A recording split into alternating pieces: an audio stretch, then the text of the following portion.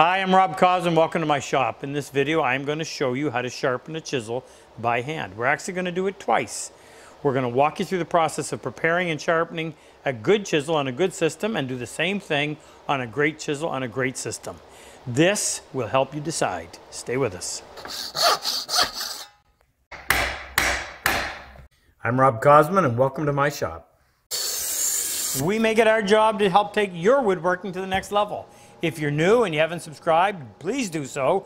Hit the notification bell so you'll receive alerts when we release a new video. And anytime we use a special tool, we'll always leave a description down below.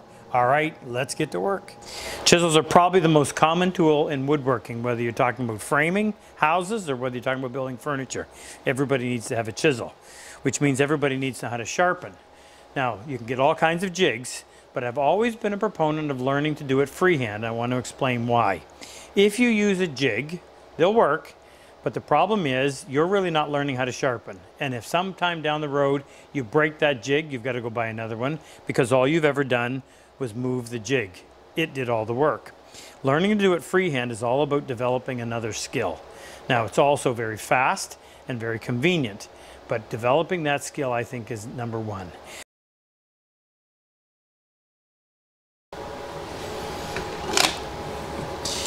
I've got my two stones. I'll talk to you more in depth about them later, but this is a 500 grit. I'm going to set it on the primary bevel. This chisel's already been prepared on the back. Elevate slightly. I'm going to spend about 5 to 7 seconds creating what we call a secondary bevel. As soon as I can detect a slight burr in the back, I'm going to switch to my 16,000 grit stone. I'm going to come up a few degrees higher than the previous one, and I'll spend another 3 to 5 seconds on there. Then I'm going to turn the blade over, lay it down on the back, and just spend a couple of seconds deburring. And that's all there is to that. Now, we'll wipe off any water. This is a piece of cherry. And with a nice sharp chisel, you can go in there and the chisel will do exactly what you expect it to do. The nice thing about a sharp chisel is it requires much less effort. So that allows you a tremendous amount of control. With a dull chisel, you're having to push excessively hard, and in doing that, you often lose control, and that's why they refer to it as being the most dangerous. That is a dull chisel. Now, you've got to know how to do this, but you also have to know how to prepare your chisels from new. They don't come ready out of the box. I'm surprised how many people actually think that. But if you accurately prepare them, they will become predictable, and I think that's the most important aspect of preparing the back. Predictability means when you engage with the wood, you know exactly when the chisel is going to start to work. Quick example, you're trying to pare something off, but you have to lift, lift, lift until the chisel finally bites. If the back were nice and flat, as soon as you set it on that flat surface, and anything above that surface is going to get cut. That, plus some other examples, predictability I think is a big thing. We're going to start with this one. This is a Wood River chisel, relatively inexpensive, called a socket chisel. I'm going to take the wooden part off so we don't get that wet. I'm going to meet you over at the stone and we're going to walk through the process of doing that back and getting it to where we need it to be.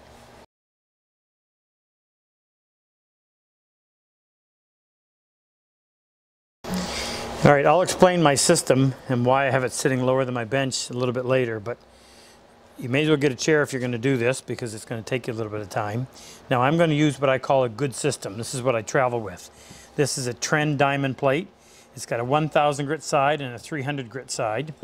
This is a Sharpen 16,000 grit ceramic stone. This is what I finished with, but we've got to use a 6,000 grit stone in between, and I'll introduce you to that as we get there.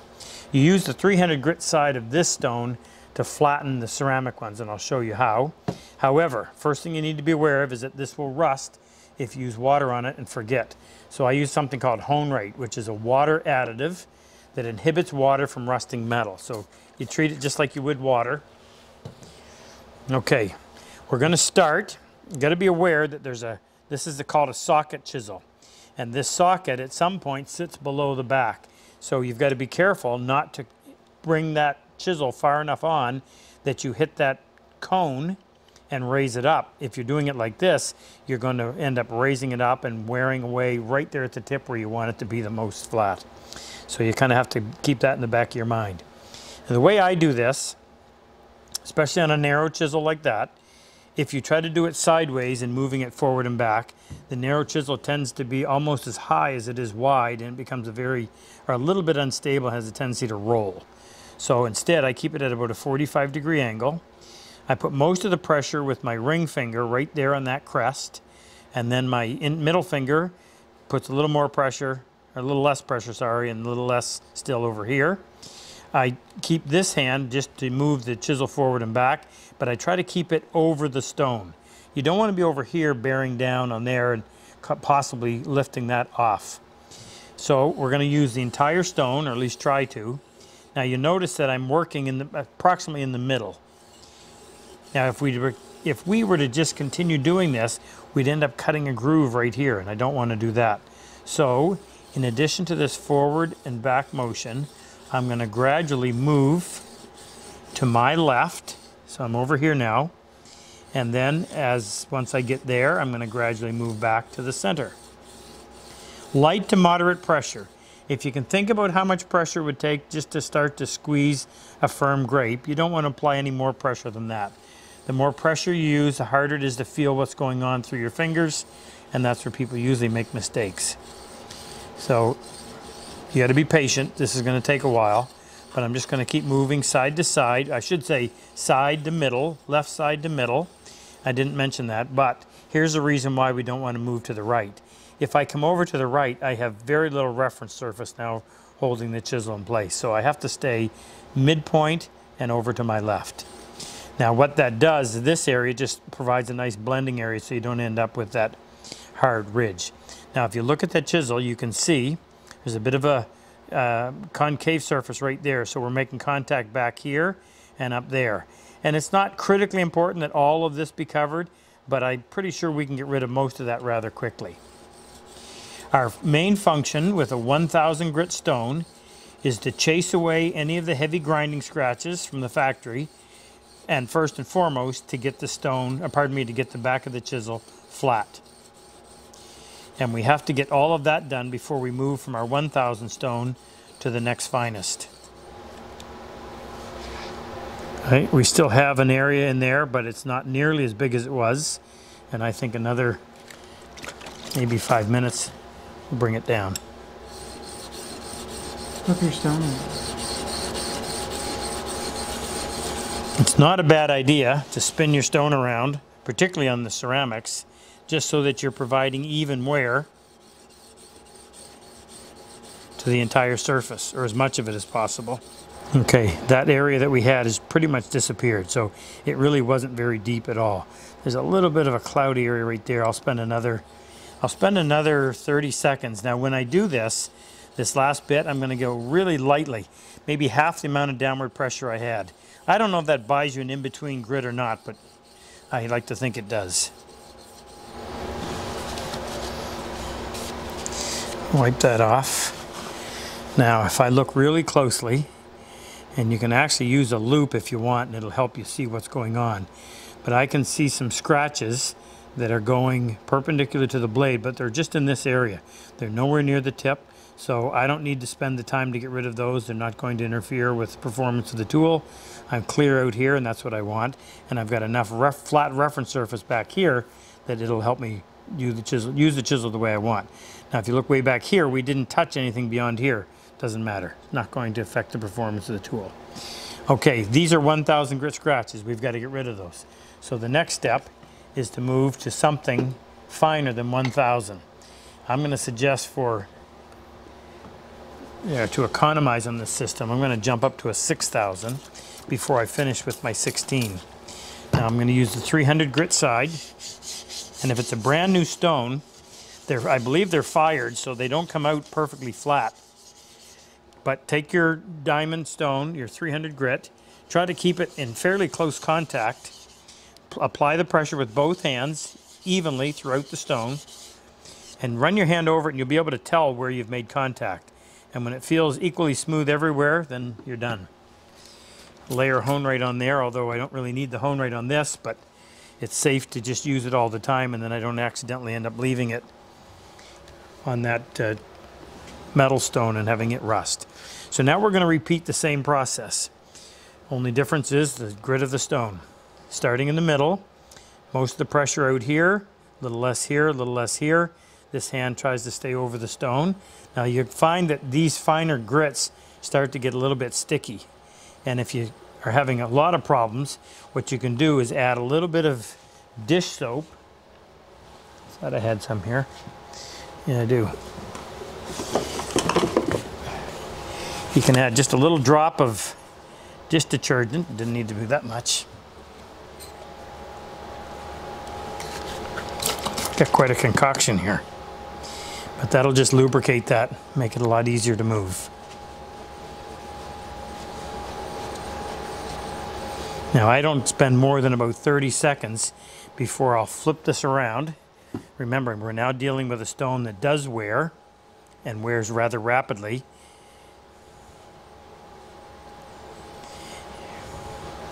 If I'm holding the chisel like this side is always being worn.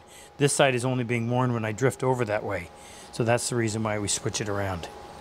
And I'd go about a minute, not much more, and then I'd stop and come in and just touch that up again with the 300 grit side. It's easier to maintain than it is to let it go too far and then have to spend a long time trying to bring it back to being flat. Did I mention this is messy? Fortunately, you only have to do this once per chisel. The sharpening process is much easier, but the initial preparation takes some time. You've got to get it right. Don't hurry. Now I'll stop and give that another quick flattening.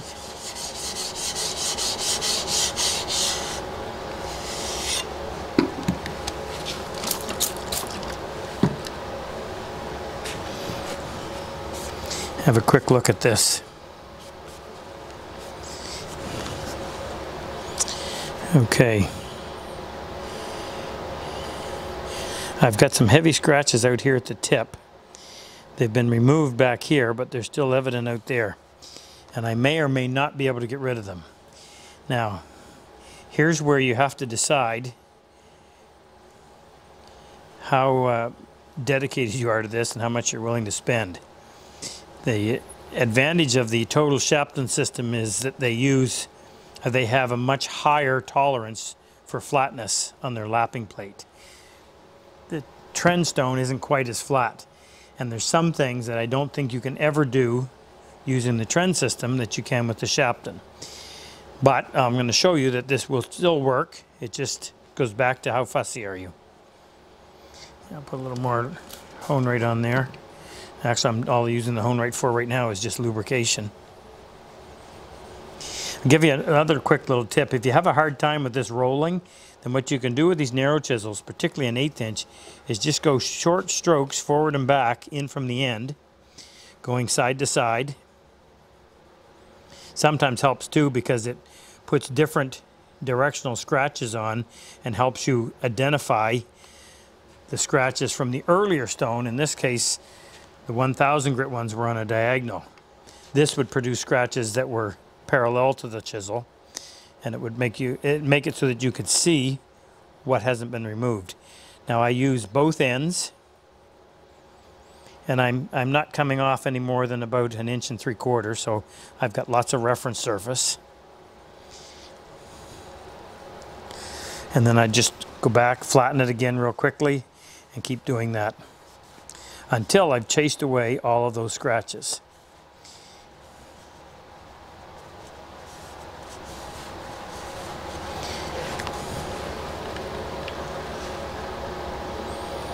Okay, there's still some. I'm not worrying about these scratches down here. Those are the ones that I pointed out earlier. But there's some up here that I'd like to be able to chase away if possible. So I'm going to go back in here. Remember, do this frequently, and it doesn't take long. Let it get really out of flat, and you're in for a lot of work. Now, if you're wondering why we do all this work to get rid of these scratches, let me explain. If you leave heavy scratches, say 1000 grit, in the back of the stone, and they go out to the edge. Under a bit of magnification, you're going to see what we call a serrated edge. Well, a serrated edge is going to leave these fingers of steel that aren't going to stay sharp very long, and they're going to break. So the finer we can get the polish on this surface and on where the bevel meets, the sharper it will be, the smaller that radius, and there's actually a radius there, and the longer it'll last. So we want to get rid of all those heavy grinding scratches, and we may as well take the back scratches right up to the stone that we finished the bevel with. Your chisel edge is only as good as the lesser of the two surfaces, the back and the bevel. So if you're going to take your bevel up to 16, you may as well take your back up there as well. Yeah, I've been working on this for a while, and I can't seem to get rid of those scratches up there at the end. And I don't know whether to blame it on my technique or the fact that these stones aren't quite as flat, or your ability to get them isn't quite as flat with the trend stone. We'll try it when we use the other chisel and we use the total Sharpen system, but I'm going to show you, I'm going to take it through and finish it. I'm going to show you that it'll still work very well. So I'm going to swap out the 6,000 in favor of my 16,000. This is going to be my finishing stone. And just like the 6, you've got to go in there and flatten the back.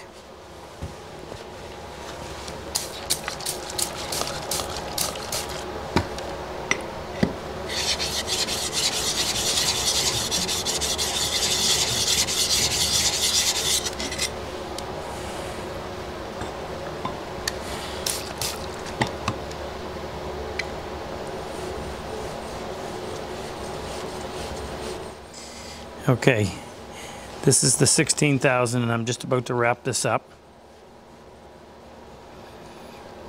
Remember, this is a one-time procedure. I do it once, I don't have to do it again. Let me wipe that down, let the camera come in really close and see it. And it's not bad, but you're going to see in our next chisel we're going to do even better.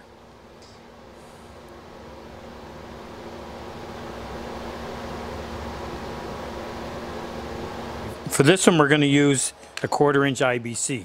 Now the nice thing about this is we can take it apart, and that enables us to lay the chisel flat on its back. That'll sit perfectly flat, no interruption, nothing in the way.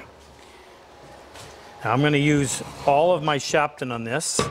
So I've got a 500 grit on this side, and I'm going to flap it or flatten it or lap it with the the Sharpen lapping plate.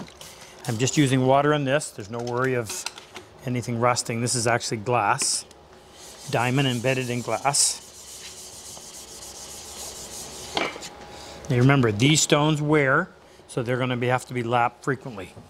So we'll set that on there. I'm holding it on an angle again just so that it doesn't roll. But I don't have to worry about that cone or a ferrule interrupting or getting in the way.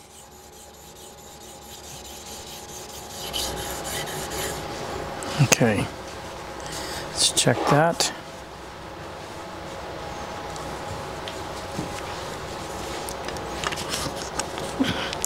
Now it's probably been a total running time of about 10 to 12 minutes. And that looks really good. I don't see any grinding scratches. Uniform 1,000 grit scratches. There's some down here, but I'm not going to worry about that. It's far away from the cutting edge. 500 grit scratches, sorry. Okay, now I'm going to go from there. I'm going to go to a 4,000. I'm going to do this in a little more stepped manner. I'm going to go 4,000, 8,000, and then onto the 16. Which just means you can get rid of your scratches a little bit easier. And it actually takes less time. Now, these are called glass stones. So they're ceramic adhered to glass. And even though this stone is cracked badly, and so is this one, it doesn't matter because the glass is what keeps it flat. So sometimes happens, particularly when it gets thin like that. I always like to get into the habit of dropping it down here first and then down, as opposed to this and having your point dive in.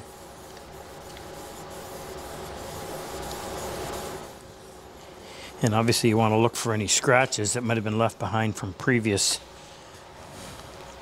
stones. And that's what you're trying to do, is chase away all those heavier scratches. In this case, that came from the 500.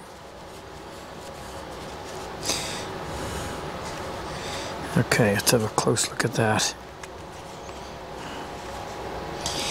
It's funny that when you just get to a point where you can look at it and see that it's flat.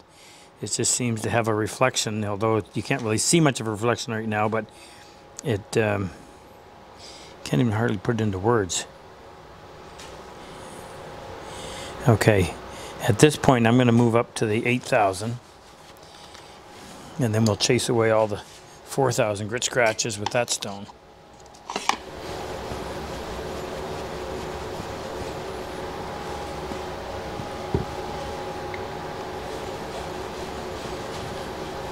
Spent about 15 minutes on this 8,000 grit. Now I should note that if you find a scratch that is obviously made by a coarser stone than what you're working on, sometimes you have to actually go back to that original stone, or the stone that caused the scratch, or the one directly above it as opposed to two above it, in order to get it out. And that's a hard pill to swallow, but if you don't do that, you're just going to spend an awful lot of time on a fine stone that just does not have the capacity to get down deep enough to get rid of those scratches. So that looks pretty good. I got a little cloudy spot right there. I'm going to give it another 5 minutes or so and see if I can't clean that up before I switch to the 16. Okay, now that's probably 20, yeah, I'd say about 20 minutes on the 8,000. So, and I've got all the way down to here done. I find it's almost just as easy to do the whole thing as it is to do just part of it. So if you're thinking, why waste time down here? It really doesn't take that much extra time. So final stone is going to be my 16,000. I've got about 10 minutes on that 16,000. Wipe that down, and I think this is done.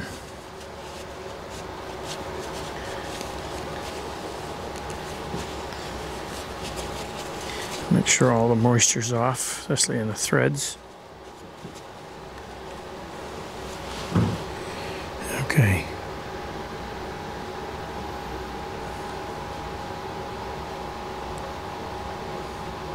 If you had all your chisels looking like that, you'd love using them. Okay, I'm going to clean this mess up a little bit, and I'm going to show you how to sharpen. This is the part that takes the time. Invest it, and then you never have to do it again, and the actual sharpening is quick, but using it is an absolute pleasure. Okay, so here's the two chisels. This is the inexpensive one, or less expensive I should say, on my right, and the IBC on the left. So you can kind of see the difference, and you're not going to find a huge performance difference. There will be a little, and the more you become accustomed to woodworking with hand tools, the more you'd be able to realize that. Okay, this is a socket chisel, so in order to get that to fit, you've got to go in there and knock that on. And this one, just put the ferrule back on, and then there's a connector. I'll just show it to you. There's a connector that goes through the handle that connects to the metal, the aluminum top cap, and that way you can make whatever handle you want, because you're never actually hitting the wood. So if you want a really light chisel, you can make your chisel handle out of pine if you needed to. Just snug that up. Okay, now next step is to go over, and actually I'm just going to sharpen one because they'll both be done the same way. But this is the actual process of getting an edge that you can work with. So both stones have been flattened.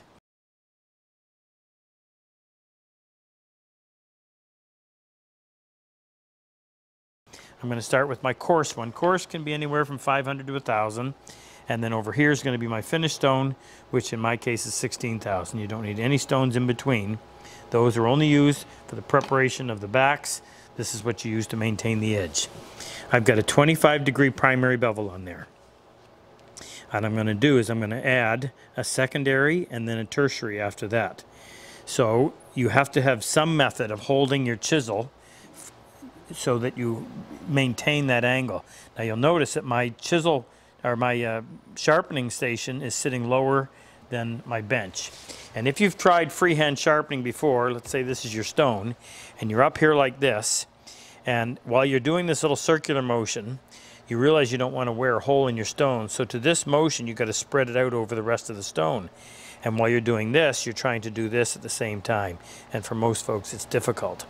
What I discovered is if you move your sharpening station down just above knee height, it allows you to lean over the stone, and instead of having to move your hands and your arms forward and back, you can simply rock heel and toe while you're doing that little circular motion, and you can cover more of the stone to even out the wear. The other big advantage of this is instead of up here, pivoting essentially from your wrist, when you're down here, you can lock your wrist, lock your elbow, and you can pivot from your shoulder. And the farther away you get that pivot point, the easier it's going to be to do. Now I'm actually going to show you how to sharpen two different chisels. And the reason is the narrow ones and the wide ones, you're going to do a little bit differently. So this is a 3/4 inch. So what I'm going to do, I want to have both hands on the chisel. I'm going to find my primary bevel, and that's a nice thing about a big wide primary. It's easy to locate. And if that's 25 degrees, I've got really only room for one finger. That finger, I'm squeezing with my thumb and my index finger on my right hand. I'm going to bring that index finger and sit it in here and allow me to squeeze my right thumb between my left index finger and my left thumb. And that ties the two hands together. Find that primary, come up 2 or 3 degrees, and then lock it. And then just do a little circular motion. And while I'm doing that little circular motion, I'll just lean forward so that I move from wearing one area of the stone. About 7 to 10 seconds, or until I can detect a slight burr in the back side of the blade. Now with a chisel that narrow, you should be able to feel it all the way, but in case you were bearing harder on one side than the other, your burr may only be on one side, but I can feel it all the way across. So I've created what we call a secondary bevel. Primary bevel's at 25, secondary's maybe 28, 29 degrees. Now I'm going to come over here to the 16,000. If you want, you can wipe, if I had a rag,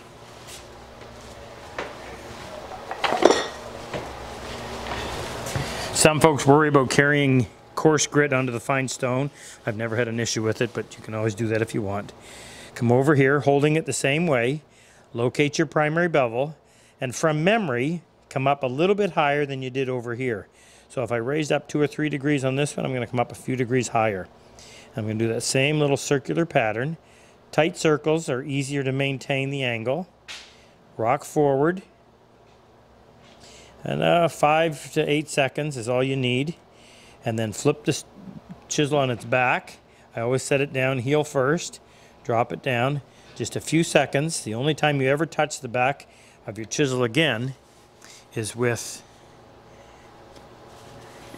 you do the back just prior to finishing and starting to use the chisel. Now, that's a wider chisel. When you get into a real narrow one, folks have a hard time in doing these little circles. What typically happens is they'll either skew the chisel or the corner will dig in. So I'm going to do that a little bit differently. I'm going to turn my stone around so I'm not working on that area. I'm working on this fresh area. I'm still going to squeeze the same way. That allows me to apply 2 hands to the sharpening process. Locate the primary, come up just off of it, and just little wee short forward and back strokes. Doesn't take a lot. If you do circles, as I mentioned, it's too easy to skew the tip. About 5 to 8 seconds. Feel for a burr. So I'm running my finger off like that, and I can feel a little burr right at the end. That's my secondary bevel. Now we'll come over here to the 16,000. Do the same thing. Find your primary. Come up just a degree or 2 higher than the previous stone. Little short strokes. Easier to control. Maybe 5 seconds of work. Kind of lost my grip, had to go back. Last thing you do, drop the heel down first, lay the blade flat, a couple of seconds to get rid of any burr, and that's all there is to it. Now, I'm going to go ahead and sharpen this one just so we can test them both. So this is the result of a 16,000 grit on the final polish of the tertiary bevel. There's no reason to touch any of this. The only part that touches the wood is right up there. So that little wee tiny bit. Now, every time I sharpen, that's going to get a little bit bigger, a little bit wider, a little bit wider. Eventually I'm going to come in and I'm going to regrind so I can shorten that secondary. But that's a ways away. All right, I'm going to put in a piece of pine. We used cherry in the last one. We'll use pine on this one. Now the idea is not to prove one chisel over another. I'm actually going to show you that it's very difficult to see much of a difference in the performance of the two. There would be, and as I said, the more experienced you get, the more you'll notice it. I'm going to take the IBC first. This is the one that was done with the all Shaptons. I'm just going to lay that flat or parallel to the edge, and then I'm just going to gradually start to engage the wood. And we should get a nice clean finish underneath. We're actually cutting against the grain if you think about it. Easy to do. Very little effort required. Lots of control afforded. I cut this off. I've got a clean edge. That feels a lot better.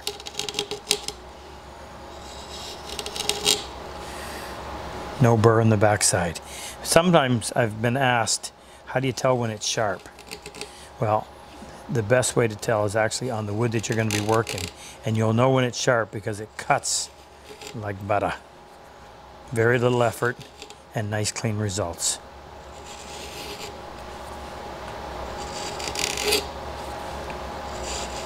Hi, if you like my work, if you like my style of teaching, click on any one of these videos to help take your woodworking to the next level.